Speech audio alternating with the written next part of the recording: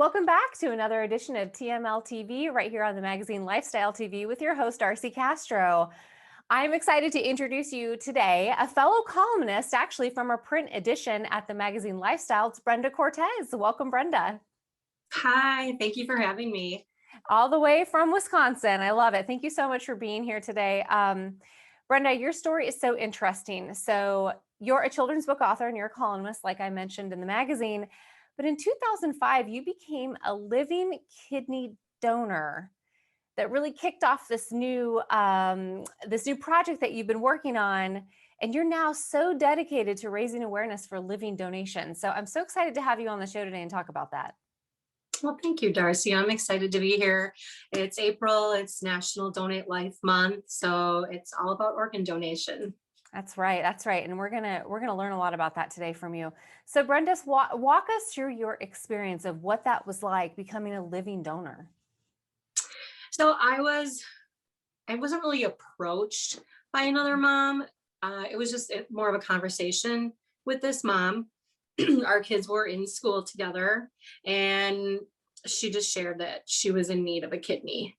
And I asked, what do you need to do for, living donation? I wasn't aware of living kidney donation at that time. And she just said blood type. And I said, that's the blood type that I am. Wow. And I'm like, all right, what do I have to do to get tested and see if I can help you? So that's how it started. And I honestly, though, I knew in my heart that I would be a match for her right at that moment. Wow. Sounds like that was very much meant to be. I believe this is a fellow mom at your kid's school, correct? Yes. Oh, wow. Yes. Oh my gosh. Yeah, I didn't know her very well. Everything. Yeah. But I just put myself in her shoes. What if I needed Right. a kidney and I would want someone to help me the way that I wanted to help somebody else. So compassionate. I can imagine the kind of questions that you get about that. And that's a really big thing to do, especially for someone not in your family. So what is it like living life now with one kidney? Really no different. It's been 16 years. Oh, and my numbers as far as kidney function are fine. I really haven't noticed a difference at all. The remaining kidney is supposed to grow in size. Oh, that's interesting. To compensate? Mm-hmm. Wow. Just if you were to donate a portion of your liver, it would regenerate itself and grow back to its size within 3 months. Oh, I didn't know that. So is living liver donation also is something that's needed and necessary and possible? Yes. Oh, gosh. It's a little more complicated than kidney, a harder surgery at this time. Maybe they'll perfect it and make it a little bit easier. Just with living kidney donation, it used to be a lot harder. You had a huge incision and now it's laparoscopic and a lot easier. Oh my gosh. Wow. What a big undertaking. That is so amazing. And this actually, and I see some owls behind you there. So this experience for you became just this wonderful outreach program and book series called Howl the Owl. So you guys, she writes these children's book to bring awareness to organ donation, but also to inspire love and kindness. Can't think of anything better right now. And it's based on the acronym HOWL, H-O-W-L, which is helping others with love. Is that right? Yep. So here is character in the book, Howl the Owl. Darling. So help others with love. So I came up with that saying and realized, hey, that's an acronym that spells howl and rhymes with owl. And I like owls. And I was looking for a cute character for the children's book. So that's how he came about. And then once I had him, then I decided that I would be able to write my books going forward then. And how many books have you published? I have 9 children's books so far. My very first one was not a Howl the Owl book. It was inspired by my kidney donation, inspired by my daughter. And she wrote her essay to get into college. So this is like 7 years after I donated my kidney. Oh, And oh she my talked gosh. about the kidney donation, and I Yeah. inspired her. So that was the initial inspiration for me to start writing, that I wanted to help other kids that were going through what my kids went through. And, there really weren't any resources. And Mhm. so I wanted to make sure that something like that existed. Oh my goodness. So what's been one of your favorite books, or the most popular, would you say? Oh gosh, it's so hard to say. How could you pick? I know, I'm sorry, it's a tough question. That's totally unfair. Can you single one out for me and tell me a little bit about that one? Every time like one comes out, I'm super excited. I'm gonna share. So the first Howl book Mhm. is Howl Gets a Heart. Oh, wow. So my first book, my mom is having surgery, a kidney story, which told from my daughter's perspective. Um, so that was obviously kidney related, and I wanted to touch on a different organ. And so I chose heart. I had a friend that her nephew had a heart transplant, so I was a little familiar then with it from her. So I'm excited because this book, it has helped a lot of children directly in the hospital, and that was the purpose. Yeah. That's why I wanted to write more books, because my first book was meant to help the child who had, a mom or someone else in the hospital, Mhm. but the child was not in the hospital Right. themselves or feeling sick. Right. So, most recently, a group in the New York area, a nonprofit called Hearts for Emma.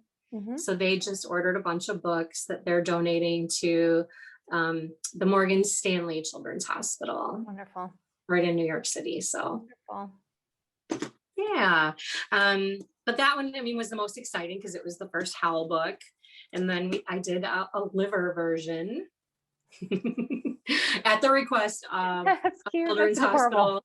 You made a liver look cute. Like, well done. Cute little eyelashes and everything. Yes. That's so Thanks to my funny. illustrator. He's awesome. He's kept these Howl books coming alive. And I'm grateful for him as Love it. well. Uh, let's see. I suppose this one is a little more general. Mhm. So it really focuses on the whole message of Howl, which is help others with love. So Howl helps others. And in this one, I introduce a bunch of different animal characters, and I base them all off of people that I know, Mhm. but they're all different animals. Like my son Kyle, he's Kyle the kangaroo. And then my friend, her husband, he's Richie the raccoon. He's the bully in the story. But this one is briefly touches on organ donation a little bit, so still keeping that in line with the series so far, but just more of a fun message of really being kind and helping others. I love that. I love that, taking something that could have been a little bit of a traumatic experience for you and your family, even though it was, such a good deed, and taking that and turning it into such a wonderful outreach program.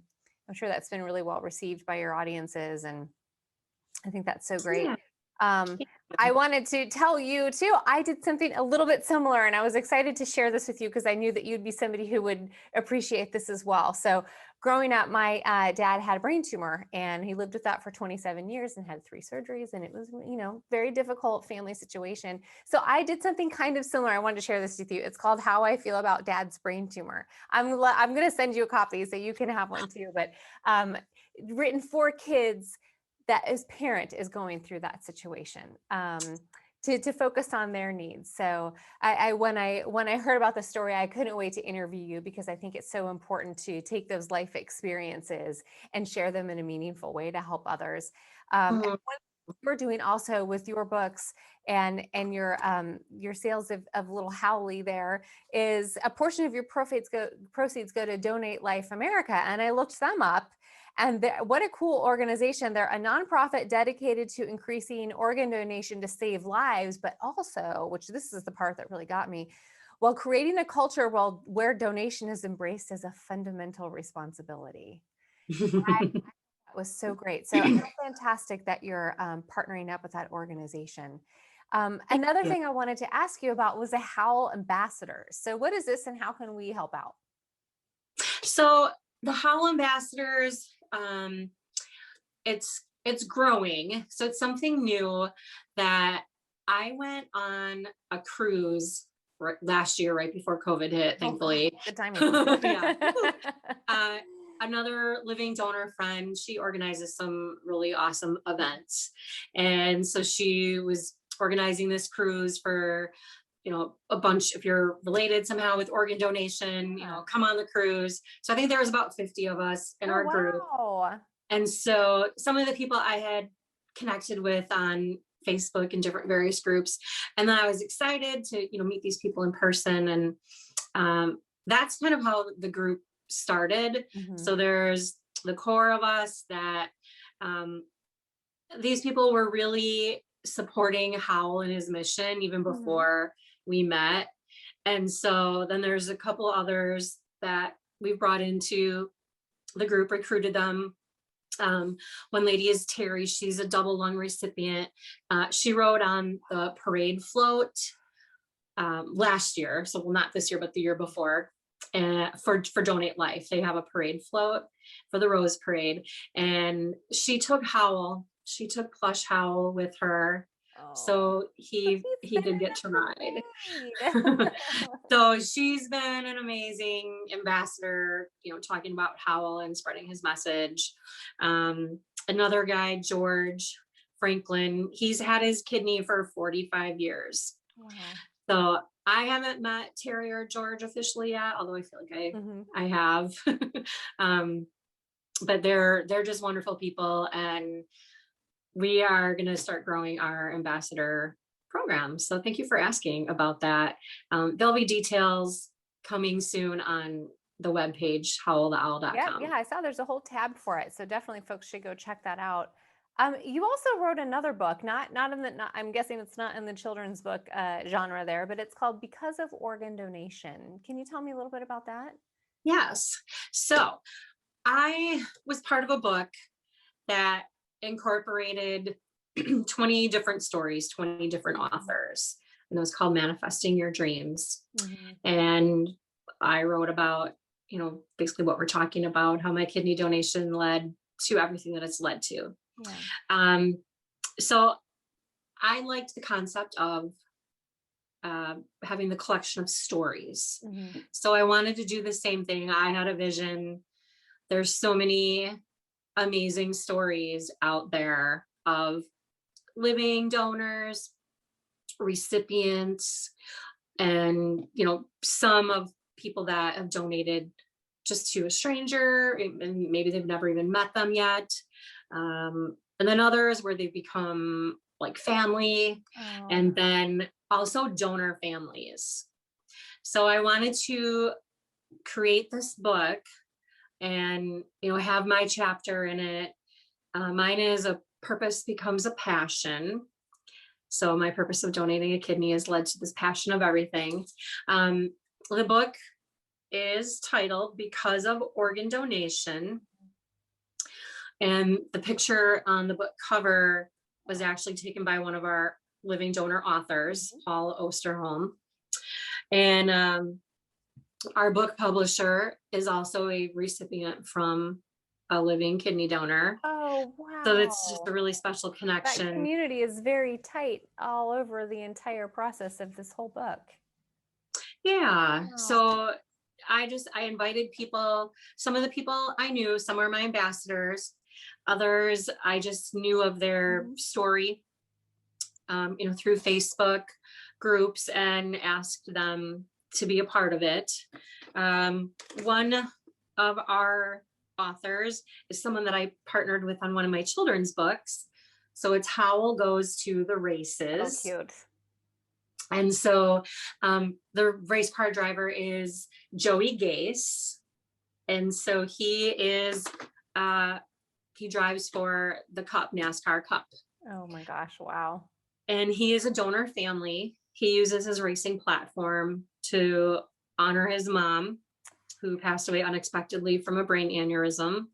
And he was a big part of, having to make the decision to donate her organs. And I know that he knows that they definitely made the right decision. So he also shares his story in a chapter in the book as Oh, well. how interesting. And that's something I wanted to ask you about, because the numbers they're a little staggering. So I looked up some of the statistics. 95% of Americans are in favor of being a donor, but actually only 58% of us are registered. Mm-hmm. That's a big disparity. And statistically, someone is added to the organ donation list every 10 minutes. 20 Yes. people pass away every day waiting for a life-saving donation. And the donation of one organ, eye, and tissue from one donor can save or heal more than 75 lives. Those are some pretty powerful numbers. So, I know when we go to the DMV, right, we can check the box, or when we're getting our driver's license to become a motor Mm-hmm. vehicle. I'm personally on the National Bone Marrow Registry, but that's only because I'm very close friends with the family that went through blood cancer. So I knew about that. But what steps do we need to take to make sure that we can become an organ donor? Well, your driver's license, you mentioned, it's a little different now because we're not going to the DMV as often as we Right. were. Mm-hmm. I feel like it's every 7 years or so. Yeah. Every state's different. Sometimes, yeah, it might not be a long time. Mm-hmm. Right. There's a few different ways now. It's super easy to register, and you can go to registerme.org. Mm-hmm.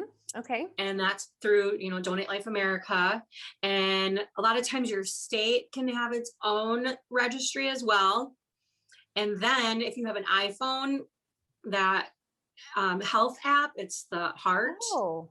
You can, Uh-huh. when you're filling out your information, then there is a part that you can register as an organ donor there as well. Oh gosh, that's so interesting. I had no idea that was available that easily. Like I want to make sure that's on my iPhone when we're done with this conversation. I mean, and I've also heard that it's really important to make your personal wishes known to your family. I mean, obviously we're talking about the case of like the race car driver. If somebody passes away and Right. they're able to become a donor. So if that's my wish, it's very important that I let my family know that wish too. Is that correct? Because I've heard there could be the case where a family could override that decision, or they're ultimately the decision makers in that final moment. Like, what should we know about that to be aware, and how can we have that conversation with our families? Right. There's a lot of different ways. I know I've heard a lot of stories when people when children are 16 and they go for their license and they've said, yeah, I want to be an organ donor. They've specifically let their parents know when they were registering. So there's that. Just have the conversation. I know sometimes it can be morbid a little bit, but honestly, even if you are registered, the odds that you can end up being an organ donor are slim, and that's why we need so many more people to register. Right. Because you have to die, in a manner that is conducive for organ donation. Yeah, absolutely. So you referenced, some of the statistics where you can heal up to 75 lives. So there's organ donation, and then there's tissue, Right. cornea, bone. Those instances, it's not as critical as how you pass away. Right. So you could still help people in that manner versus. So it's still important. It's so important. Still important, to make right? sure on that list, and that your family understands that. And it's it's very hard when a family is in that situation to all of a sudden think about others, because you're just, it's such a tragedy at that time. Yes. So other people, realize at that moment, oh, my loved one's going to live on, they're still gonna, have kind of a legacy, and they'll be helping others and living on. And other times it's harder for people Yeah. to realize that right away. Right. I did actually talk to somebody that they were approached. They didn't want to at that Mhm. moment. It was too hard. It was too difficult. And I know that they regretted it, because you have a short window of, It's the absolutely. Yeah. lungs and the heart are Yes. only viable for up to like 4 hours. Oh my gosh. The kidney is the most viable one that can, you know, be transported, across country in a Wow. cooler on ice, and lasts a lot longer. But yeah, you have to make the decision right then and there. Yeah, so important to have those conversations now and make sure that that's, like you said, that the registry, your driver's license, and the iPhone app. So Yeah. everybody make sure and go if that's something that's speaking to your heart and you want to help other families in that way. In that case, to turn a little tragedy into something that could really be life saving. To Yeah. check into those resources. Um, but to become a living donor, so this is, you know, I think you have enormous bravery and compassion to have done that. What resources do we need to be aware of if that might be something that is calling to someone, so something they should look into? If you feel that you want to help somebody in that amazing, special way, you can reach out to a local transplant center near you. Hmm. That's probably the best part, or best option rather. There are new options coming. I don't know if it's out there yet or not, but there is going to be a living donor registry. So Okay. keep checking with uh, Donate Life America, and their email, or not their email, their website is donatelife.net. So you're going to find everything that you need to there. But honestly, there's groups on Facebook too. Hmm. There's private groups that you can join and hear what other people have to say, their experiences.